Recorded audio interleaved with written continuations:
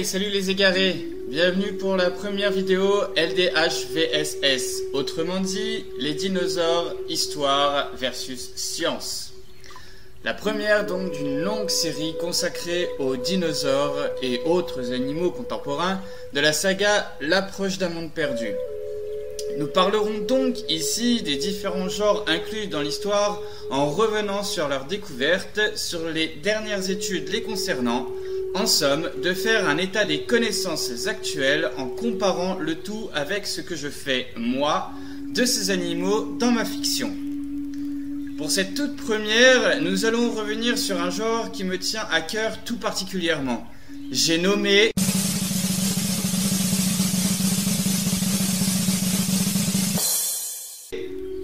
Diplodocus.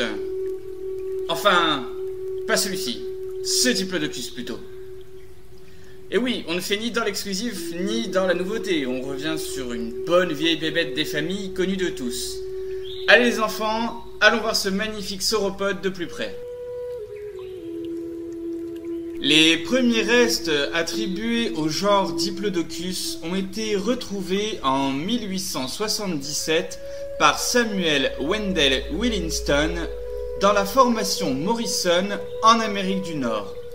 De cette même formation ont été exhumés les sauropodes Camarasaurus supremus, Barosaurus lentus, Apatosaurus ajax ou encore Brachiosaurus altithorax, ainsi que des théropodes tels que Ceratosaurus nasicornis et Allosaurus fragilis.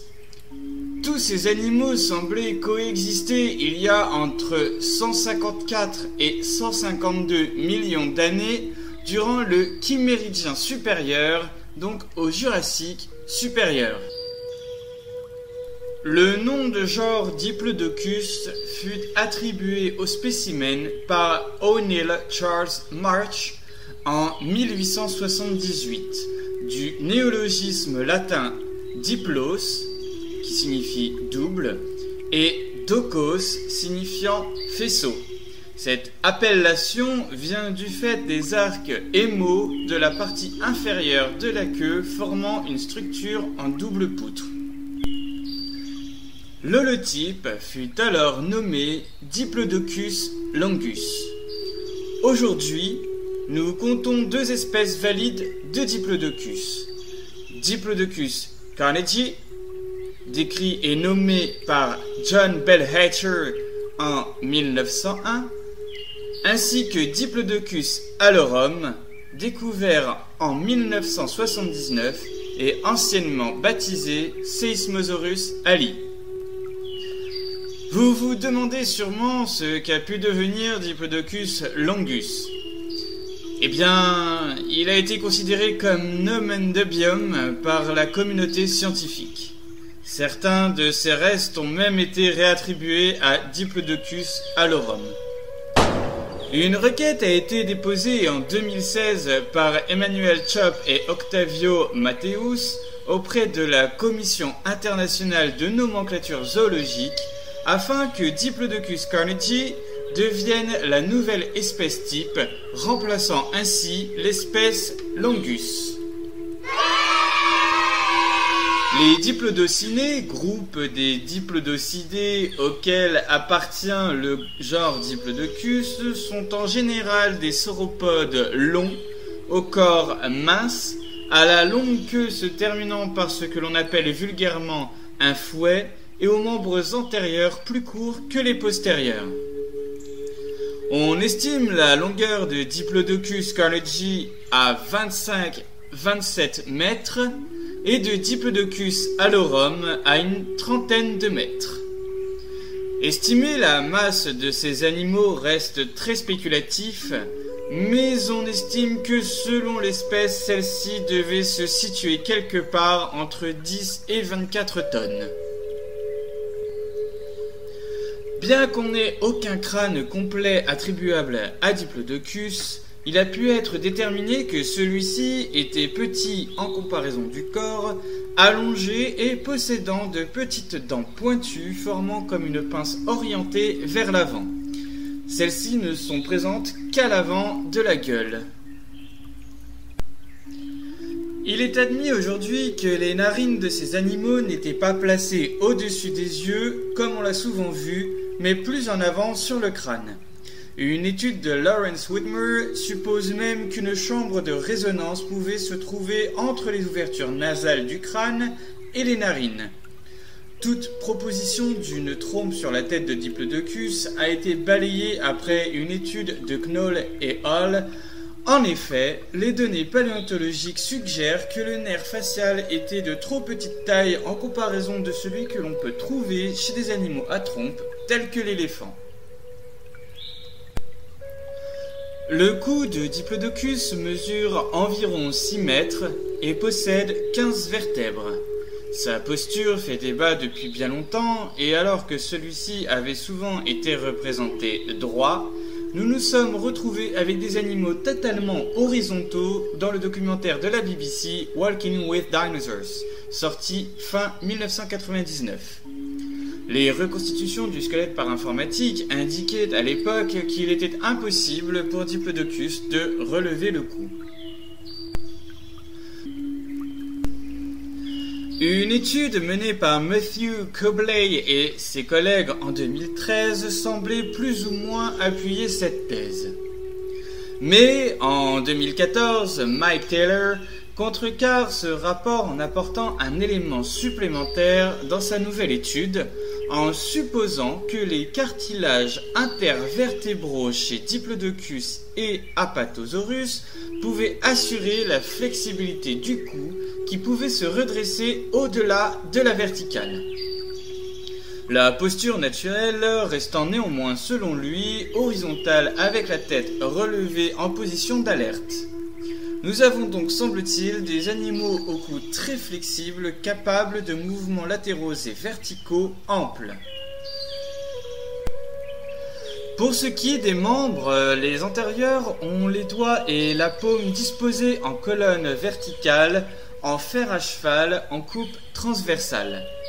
Les 5 doigts ne comportaient que des coussinets, à l'exception d'un doigt qui portait une griffe longue et aplatie latéralement et séparée des os de la main. Les postérieurs sont plus hauts que les antérieurs. La queue est composée d'environ 80 vertèbres, sa masse servant peut-être de contrepoids au cou. Sa partie antérieure possède donc des arcs émaux aussi appelés chevrons qui, dans la partie centrale de la queue, forment les doubles faisceaux qui ont donné son nom au genre. Michael Benton propose dans une étude que ceux-ci auraient pu servir d'appui à l'animal alors qu'il aurait cherché à se redresser sur ses pattes postérieures, cherchant à atteindre les feuilles situées à une dizaine de mètres du sol. On appelle cela la position en tripode. On rencontre ces os chez d'autres genres appartenant à d'autres familles de sauropodes, comme Mamenchisaurus. La partie postérieure de la queue est dépourvue de ses arcs et va en s'effilant en prenant la forme d'un fouet. On a dit beaucoup de choses sur ce fouet. Il semblerait que celui-ci pouvait claquer à plus de 200 décibels, provoquant un bang supersonique. Était-ce un moyen de reconnaissance, la façon de pouvoir s'assurer que tous les individus du troupeau étaient présents? Servait-il à se défendre contre les prédateurs ou à impressionner les rivaux? Rien ne le précise encore. En 1990, des empreintes de peau attribuées maintenant à Catedocus siberi, un diplodocidé, ont permis de voir que la partie arrière de la queue possédait des épines kératineuses étroites pouvant atteindre 18 cm de long. On suppose que ces épines pouvaient également parcourir le dos et le cou de l'animal. On a donc émis l'hypothèse selon laquelle Diplodocus et ses proches parents devaient en avoir également. Diplodocus reste l'un des dinosaures les mieux connus des scientifiques et du grand public. On a longtemps supposé que ces animaux vivaient dans l'eau et respiraient grâce à leurs narines situées au sommet du crâne, mais en 1951, Kenneth Kermark réfute cette idée et montre que les sauropodes n'auraient pas pu supporter la pression exercée par l'eau sur leur cage thoracique. Depuis les années 70, la vision d'un animal terrestre fait consensus. On a aussi supposé au début du XXe siècle que Diplodocus avait les membres écartés sous le corps. Mais cette idée fut également réduite à néant au profit d'un animal aux membres placés droits. On a également longtemps représenté Diplodocus et les dinosaures en général, la queue traînant sur le sol. Mais encore une fois, cette vision est abandonnée, la queue des dinosaures se tenant droit au-dessus du sol. La manière qu'avait Diplodocus de se procurer de la nourriture est tout à fait particulière.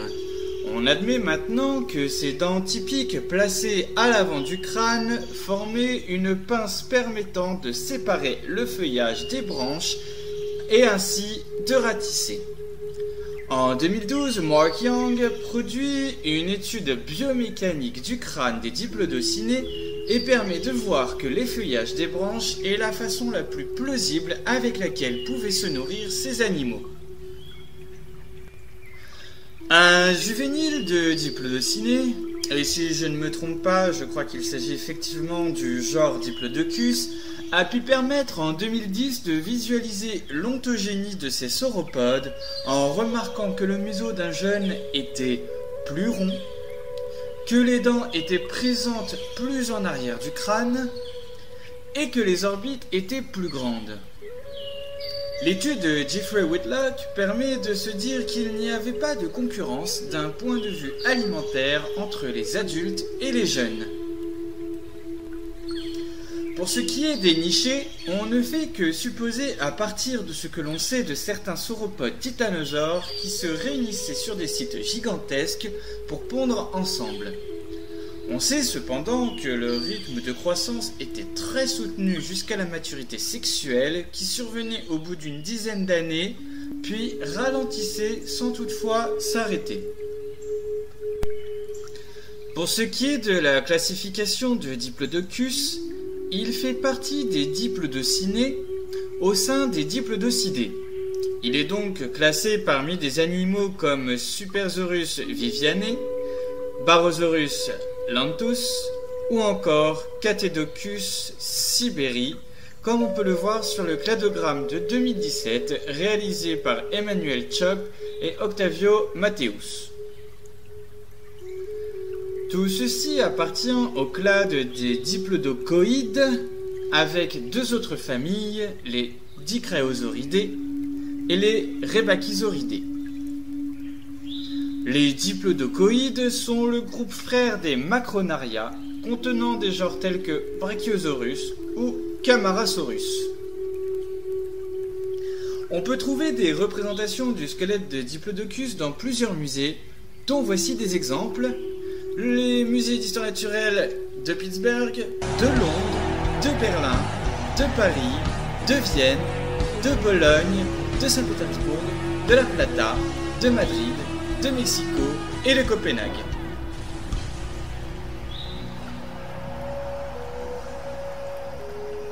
Dans l'échelle de temporalité du SONAR, l'organisme subventionné encore en 2006 par le gouvernement américain, année du déroulé du premier tome, le genre Diplodocus fait partie de la troisième grande vague de clonage qui a débuté au début de l'année 1994. Au départ, seuls quelques individus sur la toute première couvée se sont révélés viables et ont grandi jusqu'à leur taille adulte. Ce n'est qu'à partir d'une certaine taille atteinte que ces animaux ont été lâchés dans la nature après avoir passé la première partie de leur existence dans différents enclos où ils étaient étudiés, surveillés, nourris et soignés. Parmi eux, uniquement 3 individus ont survécu au nouvel environnement, 2 femelles et un mâle. Connaissant de mieux en mieux ces gros animaux qui se révélaient fragiles, les éclosions suivantes se sont révélées plus fructueuses. Les difficultés respiratoires qu'ont connues les individus morts précédemment ont été en grande partie évitées en travaillant sur les génomes disponibles. L'intégration des plus jeunes au troupeau se formant petit à petit s'est fait très facilement, les adultes ne les prenant pour rien d'autre que des nouveaux arrivants dans la horde. Les mâles encore immatures ne posant pas de problème, aucune tension avec les futurs dominants de l'époque n'a été relevée. Avant que les Girafatitans et les Parasaurolophus n'occupent à leur tour l'île, les prairies résonnaient déjà des complaintes des Diplodocus. Diplodocus apparaît dans le tome 1 L'autre monde sous l'espèce Carnegie. Je me suis tout de même permis de ramener la taille de certains spécimens à près de 30 mètres, soit la taille de l'espèce Alorum. Petite liberté artistique qui n'en est pas une si l'on se réfère aux études de Carano en 2008 sur la probable grande variété de taille chez les dinosaures adultes d'une même espèce. D'ailleurs, la plupart des individus restent de taille plus réduite étant donné leur jeune âge dû au séquençage des différents ADN disponibles qui ne s'est pas toujours révélé être un grand succès immédiat. Il a donc fallu plusieurs tentatives sur des années pour créer un véritable groupe de ces animaux. Ces dinosaures vivent en troupeau dans les grandes plaines de l'île. On recense 2 grands troupeaux. Les mâles ayant atteint leur maturité sexuelle arborent des couleurs vives, notamment sur la partie postcrânienne du cou où l'on retrouve des stries rouges vifs et noires, et sur le fouet qui affiche une couleur violacée annelée d'un violet plus vif. Le reste de la robe a des teintes marron-vertes avec un marquage plus foncé le long de la colonne vertébrale avec quelques rayures bien visibles sur le dos. La partie ventrale du corps est quant à elle plus claire. En rut, un mâle arbore une tache rouge sur la chambre de résonance située sur le haut de son crâne. Les femelles sont plus ternes, avec tout de même la teinte verte de la robe qui ressort plus. Le fouet, quant à lui, alterne son annelage entre le vert et le blanc. Les épines sont présentes chez les deux sexes tout le long de la colonne vertébrale et sont vertes. Elles sont plus grandes sur le dos et la partie antérieure de la queue. Les jeunes spécimens sont entièrement marrons et ne possèdent qu'à peine les prémices des épines qui ne sont pour le moment que des protubérances un peu à la façon de nodules transperçant à peine la peau, celles-ci ne poussant que vers l'âge de la maturité sexuelle. J'ai repris l'imagerie populaire qui veut que les diplodocus protégeaient les plus vulnérables au sein du troupeau, les plus vaillants les entourant lorsqu'un danger se présente. Je n'ai d'ailleurs pas renié l'idée que le fouet pouvait servir à se défendre, infligeant des coups cinglants provoquant des blessures chez les théropodes qui voudraient s'y attaquer. Les troupeaux de diplodocus n'hésitent pas à se mêler à d'autres herbivores présents sur l'île comme les Girafatitans, les Hadrosauridés, les Stégosaurus ou encore les Apatosaurus. La symbiose entre les espèces est donc bien présente et confère une sorte de protection pour certaines d'entre elles. D'ailleurs, un groupe de Scutellosaurus accompagne le deuxième troupeau afin de profiter de leur gigantisme et également des aliments qu'ils font tomber au sol. Les diplodocus n'hésitent pas à traverser certains espaces moins denses dans les forêts afin de rejoindre les différentes prairies de l'île. On s'apercevra d'ailleurs dans l'histoire qu'au pied du volcan, une partie de la jungle a été ravagée par le passage de ces animaux. Je n'ai pas hésité d'ailleurs à permettre aux diplodocus de se relever sur leur postérieur afin d'atteindre certaines parties de la végétation. Dans l'autre monde, les diplodocus émettent des sons semblables à des barrissements se répercutant à des kilomètres à la ronde. Ainsi, ces dinosaures chantent constamment, comme s'ils discutaient entre eux, assurant à chacun le fait de la présence des autres. Je ne montre pas de marque de tendresse particulière entre les adultes et les plus jeunes, bien que la survie du groupe soit une des priorités. L'empathie n'y est pas développée, comme chez les éléphants par exemple. Ce sont les mâles qui organisent le troupeau et qui s'affrontent donc entre eux au sein du groupe lors de la saison des amours. Afin d'éviter un désastre écologique trop important sur la flore endémique de l'île, les diplodocus sont, comme les autres herbivores, nourris grâce à du fourrage importé en masse considérable, agrémenté d'une sorte de mélasse ultra nutritive et de granulés qu'ils ingèrent sans s'en rendre compte. Ainsi, les arbres et les autres végétaux ne sont que très peu dévorés.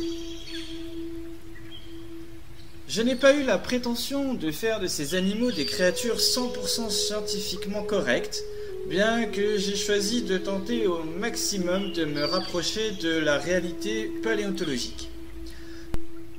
J'ai avant tout souhaité leur donner vie et d'en faire des animaux avec des comportements sociaux et des capacités cognitives qui pourraient être justifiés non seulement par leur masse, mais aussi par les suppositions et spéculations dont les paléontologues font preuve à leur égard. Voilà pour cette première vidéo LDH VSS les égarés, j'espère qu'elle vous aura plu et que vous l'aurez trouvée utile. Laissez-moi vos avis en commentaire, j'y répondrai. En attendant, prenez soin de vous, n'hésitez pas à appuyer sur le pouce bleu et à vous abonner à la chaîne. Bye à vous!